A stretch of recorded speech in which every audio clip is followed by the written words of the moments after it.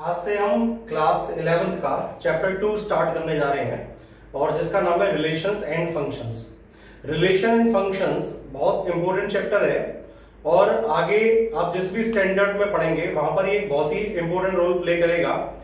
थोड़ा सा ये पढ़ने में शुरुआती दौर में बच्चों को ऐसा लगता है कि इसके जो कॉन्सेप्ट्स हैं, इसके जो एप्लीकेशंस हैं वो थोड़े से टफ है, लेकिन हम इसको ध्यान से समझेंगे, इसके जो टूल्स हैं उनको अच्छे से प्रिपेयर करेंगे तो इसको अप्लाई करना हमारे लिए बहुत ही इजी हो जाएगा।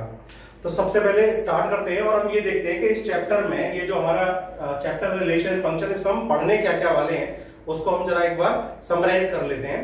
सबसे पहले तो इसमें आप पढ़ेंगे, पहला जो टॉपिक हुआ that will be Cartesian product. Cartesian product of two sets, दो सेट्स का कार्टेशियन प्रोडक्ट, जिसको सिंपली क्रॉस प्रोडक्ट भी कह दिया जाता है, वो क्या होता है। इसके बाद हम बात करेंगे कि रिलेशंस क्या होते हैं। रिलेशंस के बाद हमारा अगला टॉपिक आएगा इसमें फंक्शंस क्या होते हैं। कार्टेशियन प्रोडक्ट में एक तो हम इसका दो सेट्स का कार्टेशियन प्रोडक्ट या क्रॉस प्रोडक्ट फाइंड आउट करना सीखेंगे। उसके अलावा एक बहुत छोटा सा फॉर्मूला देखेंगे जिससे हम number of elements find out कर पाए कि किसी भी कार्टेशियन प्रोडक्ट में नंबर ऑफ एलिमेंट्स कितने होते हैं और हम उनको कैसे फाइंड आउट कर सकते हैं। इसके बाद रिलेशन और फंक्शन की बात करें तो हम ये देखेंगे कि यहाँ पर ये जो कार्टेशियन प्रोडक्ट है ये कैसे रिलेट करता है रिलेशन से, और फिर रिलेशन कैसे रिलेट करता है फंक्शन से। और यहाँ पर हम पढ़ेंगे कि रिलेशन और फंक्शन में कुछ बहुत इंपॉर्टेंट टर्म्स होती हैं, जैसे इसमें एक डोमेन होता है कि रिलेशन या फंक्शंस का डोमेन क्या होता है। इसके अलावा हम यहाँ पे पढ़ने वाले हैं इनमें रेंज क्या होती है, रेंज के अलावा इसमें कोडोमेन क्या होता है। ये सारी टर्मिनोलॉजी ये क्या क्या होते हैं और ये कैसे रिलेटेड होती है तीनों टर्म में, डोमेन, रेंज और कोडोमेन, किसी रिलेशन से या फंक्शन से, ये हम यहाँ पर स्टडी करने वाले हैं। इसके अलावा हम नंबर ऑफ रिलेशंस की बात भी करेंगे यहाँ पर कि नंबर ऑफ रिलेशंस हम कैसे फाइंड आउट कर सकते हैं, और नंबर ऑफ रिलेशंस का कार्टेशियन प्रोडक्ट से क्या लेना देना होता है, ये भी हम यहाँ पर स्टडी करने वाले हैं। तो ये सारा टॉपिक है 11th क्लास में, इतना ही हमारे पास कंटेंट है जो हम यहाँ पर स्टडी करने जा रहे हैं।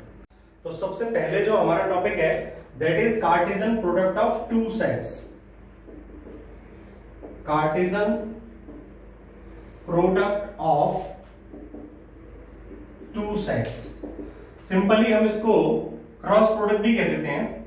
तो यहां पर क्या हुआ, हमारे पास में दो नॉन एम्प्टी सेट होंगे, मान लीजिए ए और बी। यहां पर ए कोई नॉन एम्प्टी सेट होगा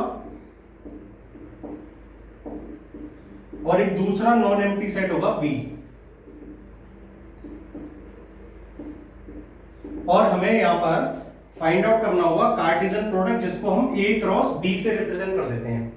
तो ए क्रॉस बी में होता क्या है, हमारे पास में ऑर्डर्ड पेयर्स आते हैं एक्स और वाई, इस तरह से ऑर्डर पेयर्स आते हैं जिसमें से जो x होता है वो सेट A को बिलोंग करता है और जो एलिमेंट y होता है वो P को बिलोंग करता है। अब हम इसको एक एग्जांपल लेके समझते हैं कि कार्टेशियन प्रोडक्ट हम कैसे फाइंड आउट करते हैं, ये होता क्या है।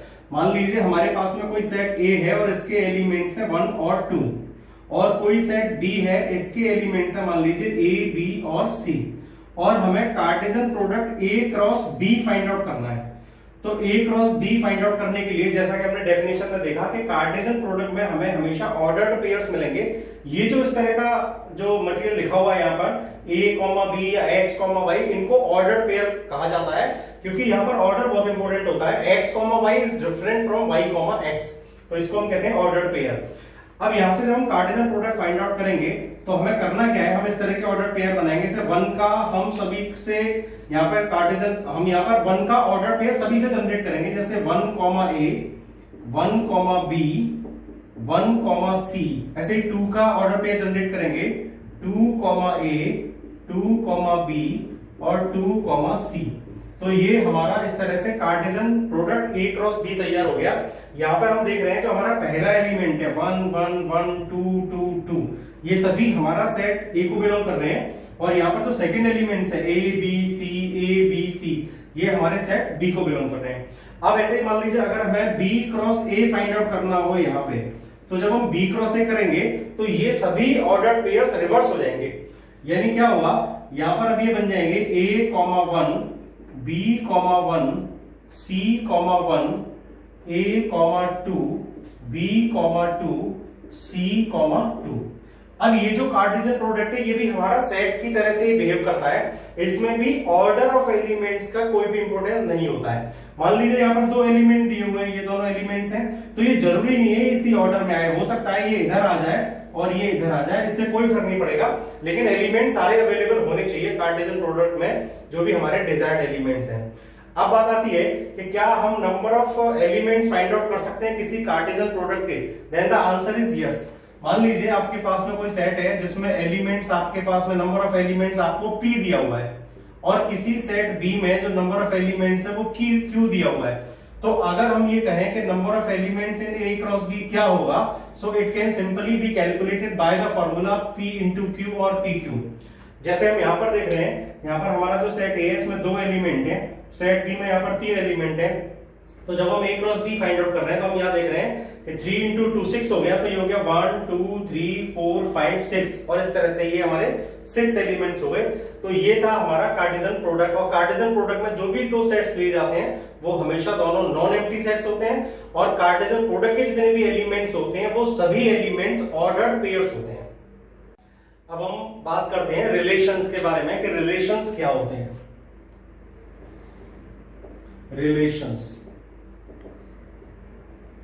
मोस्टली स्टूडेंट्स को रिलेशंस को समझने में बहुत डिफिकल्टी होती है, और फंक्शंस के साथ भी ऐसा ही होता है। तो मैं रिलेशंस को एक स्टोरी के थ्रू आपको समझाऊंगा। आज हम रिलेशंस को रामायण के एग्जाम्पल के साथ समझने का प्रयास करेंगे कि रिलेशंस होता क्या है। देखिए, सबसे पहली बात तो मैं बता दूं, जब भी कोई रिलेशन डिफाइंड किया जाता है तो उसको इस तरह से लिखा जाता है, R is such that it is defined from A to B। यानी यहां पर एक जो रिलेशन है वो डिफाइंड किया गया है from set A to set B, यानी सेट A के जो एलिमेंट्स होंगे वो सेट B के एलिमेंट से रिलेटेड होंगे। अब फॉर एग्जांपल हमने क्या किया कि यहां पर एक सेट A ले लिया, और इस A सेट के जो एलिमेंट्स हैं वो हमने ले लिए, मान लीजिए राम, लक्ष्मण, भरत और शत्रुघ्न, और एक और एलिमेंट हम इसमें कुश जोड़ लेते हैं, मान लीजिए कुश। तो इस तरह से हमने यहाँ पर 1 2 3 4 5 ये हमने एक सेट बना लिया जिसमें हमारे पास में 5 एलिमेंट्स हैं। और इसके बाद यहाँ पर जैसा कि B दिया हुआ है तो हमने एक सेट B ले लिया, और इसके जो एलिमेंट्स हैं वो हमने ले लिए एस कौशल्या, कैकेयी और सुमित्रा और शबरी। ये हमने दूसरा सेट ले लिया, और इसके हमारे पास में एलिमेंट्स हो गए 1 2 3 4, ये 4 एलिमेंट्स हो गए। जब भी हम रिलेशन या फंक्शन को फाइंड आउट करते हैं which is defined from set A to set B, तो हमेशा ध्यान रखना है कि ये जो आपके पास में दोनों सेट्स हैं ये हमेशा ही नॉन एम्प्टी सेट्स होने चाहिए। कभी भी एम्प्टी सेट्स पर रिलेशन या फंक्शंस डिफाइन नहीं किए जा सकते। अब बात आती है कि मान लीजिए रिलेशन कैसे डिफाइंड होगा। तो जो हमारा रिलेशन होता है उस रिलेशन में हमेशा ऑर्डर्ड पेयर्स आते हैं x एंड y। अब सपोज कीजिए कि x और y इस तरह से रिलेटेड है that x is son of y where x belongs to A and y belongs to B। हमने ये रिलेशन इस तरह से डिफाइन कर दिया that x is son of y। इसका क्या मतलब है, इसको हम एक स्ट्रक्चर बना के देखते हैं कि उस स्ट्रक्चर से हमको क्या समझ में आता है। तो हमने क्या किया कि इस तरह का स्ट्रक्चर ड्रॉ कर लिया। इस स्ट्रक्चर को हम एरो डायग्राम या रिलेशंस के टॉपिक में इसको मैपिंग कहते हैं। हमने यहाँ पे एक मैपिंग ड्रॉ की।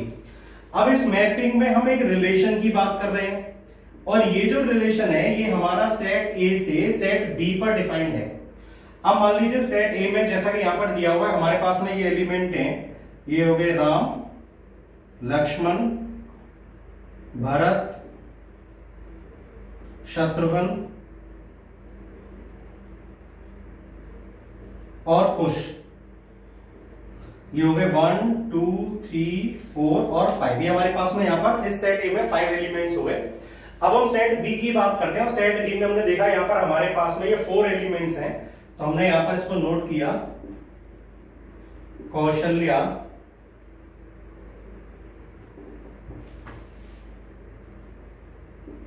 केकेई, सुमित्रा और शबरी। अब यहां पर हम देखते हैं कि हमारा जो रिलेशन है वो डिफाइंड कैसे है कि x is son of y, यानी जो यहां पर जो सेट ए में एलिमेंट होगा, क्योंकि हमने कहा है कि x जो है वो a का एलिमेंट होगा और y जो होगा b का एलिमेंट होगा। तो यहां पर अगर हम देखेंगे तो हमारा जो ये जो एलिमेंट है, यानी यहां पर राम जो है वो किससे रिलेट करेंगे इस रिलेशन के अंडर, तो राम रिलेट करेंगे कौशल्या से, because Ram is son of Kaushalya. ऐसे ही हम बात करते हैं लक्ष्मण और शत्रुघ्न की, तो लक्ष्मण और शत्रुघ्न ये रिलेट करेंगे सुमित्रा से, because Lakshman and Shatrughan are sons of Sumitra. In the same way हम यहां पे बात करेंगे भरत की, सो भरत जो है वो रिलेट करेंगे यहां पर केकेई से, because Bharat is son of Kaikeyi. तो इस तरह से हमने इस मैपिंग में ये देखा कि किस तरह से हमारे कौन कौन से एलिमेंट थे सेट ए में जो हमारे सेट बी के एलिमेंट से रिलेट हो गए, जबकि इस रिलेशन के अंदर जो कुश है वो किसी एलिमेंट से यहां पर रिलेट नहीं करेंगे, और ऐसे ही शबरी जो है वो इस ये जो हमारा सेट ए है इसमें किसी भी एलिमेंट से रिलेट नहीं करेगी।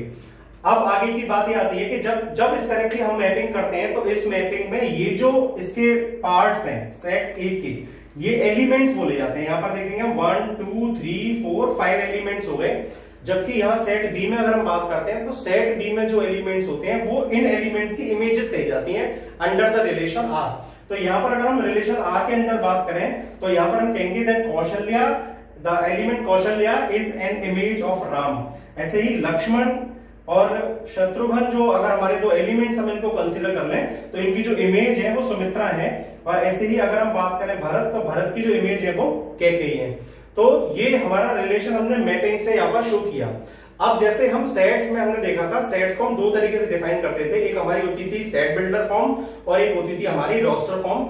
ऐसे ही रिलेशन को डिफाइन करने के लिए दो फॉर्म्स होती हैं, एक होती है रोस्टर फॉर्म, एक होती है सेट बिल्डर फॉर्म। अब क्योंकि इस रिलेशन को डिफाइन करने के लिए हमने एलिमेंट्स की प्रॉपर्टीज को लिया है, तो वास्तव में ये जो हमारा रिलेशन है यहां पर ये दिया हुआ है हमको सेट बिल्डर फॉर्म में, और अब हम इसको कन्वर्ट करेंगे अपनी रोस्टर फॉर्म में। तो अब हम अपने इस रिलेशन को रोस्टर फॉर्म में लिखते हैं। तो हमने लिया आर, और रोस्टर फॉर्म में हम जानते हैं कि एलिमेंट्स को हम लिखते हैं कॉमा लगा के। तो यहां पर हम कैसे लिखेंगे, जैसे ऑर्डर पेयर्स हमें यहां पे ड्रॉ करने हैं। तो सबसे पहले हमने देखा कि जो राम है that is related to Kaushalya, तो ये ऑर्डर पेयर बनेगा राम कॉमा कौशल्या। ऐसे ही अब हम यहां पर देख रहे हैं लक्ष्मण, तो लक्ष्मण का ऑर्डर पेयर बनेगा सुमित्रा से, तो ये हो जाएंगे लक्ष्मण सुमित्रा। ऐसे ही अब हम बात करते हैं यहां पे भरत, तो भरत का रिलेशन हो गया यहां पर कैकेयी से, तो ये हम यहां पर लिखेंगे भरत कॉमा कैकेयी। इसके बाद हमारा नेक्स्ट है शत्रुघ्न, तो शत्रुघ्न का रिलेशन है सुमित्रा से, तो हम यहां पे ऑर्डर पेयर बनाएंगे शत्रुघ्न कॉमा सुमित्रा। और इसके बाद अगर हम बात करें कुश, तो कुश का कोई भी रिलेशन यहां पर हमको सेट बी में नहीं दिखाई दे रहा है, तो बस यही हमारे ऑर्डर पेयर होंगे जो हमारे इस रिलेशन में आएंगे। तो इस तरह से हमने अपने इस रिलेशन को यहाँ सेट बिल्डर फॉर्म से कन्वर्ट कर लिया यहाँ पर हमने रोस्टर फॉर्म में। अब हम बात करते हैं कि डोमेन रेंज क्या होती है और कोडोमेन क्या होता है। तो देखिए जरा, डोमेन को हम दो तरीके से समझ सकते हैं। अगर हम इस रिलेशन के अकॉर्डिंग बात करें तो सीधे सीधे हम कहेंगे कि सभी जितने भी ऑर्डर्ड पेयर्स हैं उनका जो फर्स्ट एलिमेंट है, उन फर्स्ट एलिमेंट्स को लेके जो हम सेट बनाएंगे वो सेट हमारे गिवन रिलेशन का डोमेन कहलाएगा। अब कैसे, मान लीजिए हमारे ऑर्डर पेयर्स दे रखे हैं। अब इन ऑर्डर पेयर्स के हम फर्स्ट एलिमेंट की बात करते हैं, तो यहां पर हम देख रहे हैं ये है राम, यहां पर फिर नेक्स्ट में लक्ष्मण, फिर इधर से लिए हमने भारत, और यहां से हमने देखे शत्रुघ्न। तो ये हमारा जो है इस रिलेशन का डोमेन हो गया। दूसरे तरीके जैसे भी समझ सकते हैं कि जब हमें सेट ए को डिफाइन किया जाता है सेट बी पर, तो सेट ए के जो भी एलिमेंट्स डिफाइन किए जाते हैं उन एलिमेंट्स को कलेक्ट कर लें, तो वो जो हमारा सेट क्रिएट होता है वो उस रिलेशन का डोमेन होता है। तो यहां पर हम देख रहे हैं कि 4 ही ऐसे एलिमेंट्स हैं जिनका रिलेशन इस सेट बी में क्रिएट हुआ है, तो हमारे डोमेन में यही 4 पॉइंट्स यहां पर आने वाले हैं। अब बात करते हैं हम रेंज की। कि किसी भी रिलेशन की रेंज क्या होती है। तो हमने ये देखा कि जो भी हमारे सेट ए के एलिमेंट्स हैं जो डिफाइंड है, यानी कि जिनकी इमेजेस अवेलेबल हैं यहां सेट बी में, तो उन इमेजेस को अगर हम कलेक्ट कर लें एक सेट की फॉर्म में, तब जो हमें सेट मिलेगा वो उस रिलेशन का रेंज कहलाएगा। दूसरे शब्दों में हम ये कह सकते हैं कि ये जो हमारा रिलेशन दे रखा है यहाँ पर हमको रोस्टर फॉर्म में, तो इसके ऑर्डर्ड पेयर्स के सेकंड एलिमेंट को लेने से जो सेट बनेगा वो हमारे इस रिलेशन का रेंज कहलाएगा। अब मान लीजिए हमें रेंज फाइंड आउट करना है, तो हमने ये ऑर्डर पेयर देखा, इसमें यहां दे रखा है कौशल्या, तो ये यहां पर हमारे एलिमेंट की फॉर्म में यहां पर आ गई कौशल्या, फिर इसके बाद ये आ गई सुमित्रा, और फिर उसके बाद कैकेयी, और फिर उसके बाद अगेन सुमित्रा। लेकिन हम जानते हैं कि हम सेट में एलिमेंट्स को रिपीट नहीं करते हैं, तो इसीलिए हमारे पास में ये तीन ही यहां पर एलिमेंट्स आएंगे इस रेंज में। और यहां पर हम देख रहे हैं कि ये तीन एलिमेंट हैं, जो ये तीन जो एलिमेंट है सेट बी के, वो इमेजेस हैं for the elements of set ए के लिए, तो ये रेंज में ये तीन एलिमेंट आएंगे। अब अगला टर्म आता है कि कोडोमेन क्या होता है। अब हम बात करते हैं कोडोमेन की। तो कोडोमेन में जो होल सेट बी होता है, यानी जिस सेट में हम सेट ए के एलिमेंट्स की इमेजेस को ढूंढते हैं, वो पूरा का पूरा सेट जो होता है उसमें जितने भी एलिमेंट्स होंगे वो पूरा का पूरा सेट जो है यहां पर कहलाता है कोडोमेन ऑफ द रिलेशन। तो यहां पर कोडोमेन की बात करें हम, तो ये पूरा का पूरा जो है, यानी इसमें एलिमेंट्स आ जाएंगे कौशल्या, कैकेयी, सुमित्रा और शबरी, ये सभी, ये पूरा का पूरा ये जो पूरा सेट बी हो गया, ये हमारा कहलाता है कोडोमेन। तो इस तरह से हमने यहां पर पढ़ा कि डोमेन कैसे निकालते हैं हम किसी रिलेशन आर का, रेंज कैसे फाइंड आउट करते हैं, कोडोमेन क्या होता है, रिलेशन क्या होता है। अब एक बात ये है, हमेशा हमें ध्यान रखना होता है कि जो हमारी रेंज होती है वो कोडोमेन का सबसेट होती है। यानी इसका मतलब ये हो गया कि अगर हम कोडोमेन को लेते हैं तो रेंज में हमारे जो एलिमेंट्स हैं वो कोडोमेन के कुछ एलिमेंट्स होते हैं या कोडोमेन के सभी एलिमेंट्स भी हो सकते हैं। हम इस बात को ऐसे भी कह सकते हैं कि रेंज जो होता है वो सबसेट होता है कोडोमेन का। अब हम ये देखते हैं कि कोई भी रिलेशन कार्टेशियन प्रोडक्ट से कैसे रिलेट होता है।